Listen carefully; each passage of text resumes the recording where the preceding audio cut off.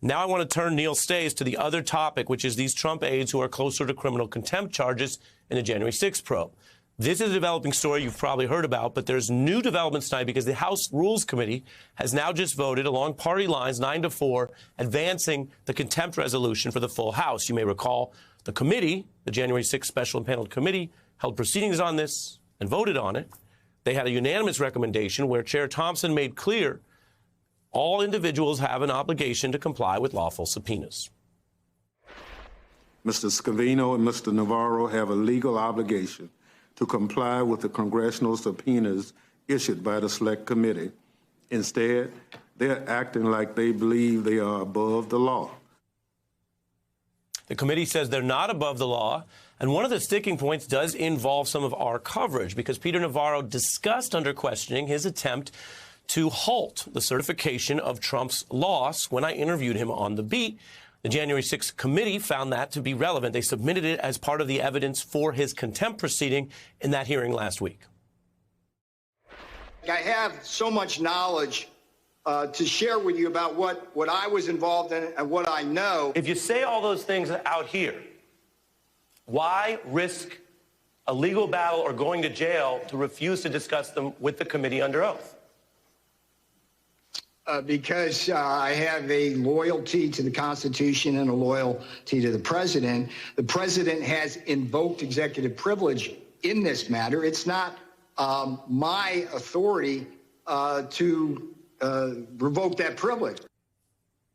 That's part of the evidence the committee provided. They also have their own research, of course. They have an investigative product, a text message that went to Trump's chief of staff, Mark Meadows, just days before the insurrection that said, Mark, I'm reaching out because I have details on a call Navarro helped convene as part of the effort to get Pence to delay certification of the election, including that the president participated.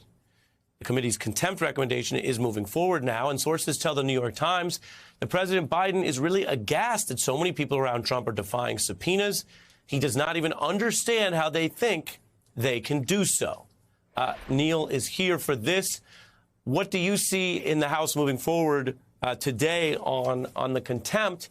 And if Joe Biden thinks this is so illegal, will his administration be able to enforce consequences? Well, Ari, as the great Taylor Swift says, I think we've seen this movie before. We've had other contempt votes for exactly this thing. Steve Bannon found in contempt and Mark Meadows found by Congress in contempt. Bannon's already facing a Justice Department prosecution for exactly this thing, invoking executive privilege. It's such a tired argument. All the Trump people have invoked it. They've lost it time and again, including 8-1 in the Supreme Court. They haven't managed to get 63 losses the way they did with the election, bogus litigation, but they're working their way there. And Ari, as you say, the Navarro one is even a weaker claim than Bannon's and these other folks who've already lost. And it's weaker for two reasons. One, because of your masterful interview in getting Navarro to basically admit these details, that he was, essentially plotting a soft coup, but also because he wrote a book about it. And, you can't claim something as privileged and secret and then write a book and blab about it with you on national TV. I mean, part of me wonders whether his book agent convinced him to bait this contempt proceeding just so that someone would buy a copy of Navarro's book. And that's a fair question. We may never know. I mentioned that he agreed initially to come on with us the day after the House vote and then pulled out of that interview. If he does return to interviews, we could talk to him again. But those are open questions. The way that the Trump January 6th message has changed from ducking and minimizing at first to now often embracing the violence and embracing the idea that they can just end democracy in America is really striking to behold because it has profound implications as we go forward to future elections. It got the SNL treatment in ways that were both funny but relevant because people may recognize the tick of folks basically admitting the coup plots on air. This was their Trump impersonator doing it over the weekend. Take a look. No, you know what? There was no coup. It was an event, perhaps a take-back event, a coup, perhaps. But I don't like coup. I just don't like coup. I don't like the P at the end of coup. I think you should take that P and push it. We're pushing P. Of course, if you take off P from coup, you have cow, which goes moo, which, you know, perhaps that's where they get coup. But do coup, who do? You do. Do what? Remind me of the babe. But yes, in many ways, it was an intentional planned coup, yes. It was an intentional planned coup. Yes. Your thoughts, Neil? You want me to react to that, Ari?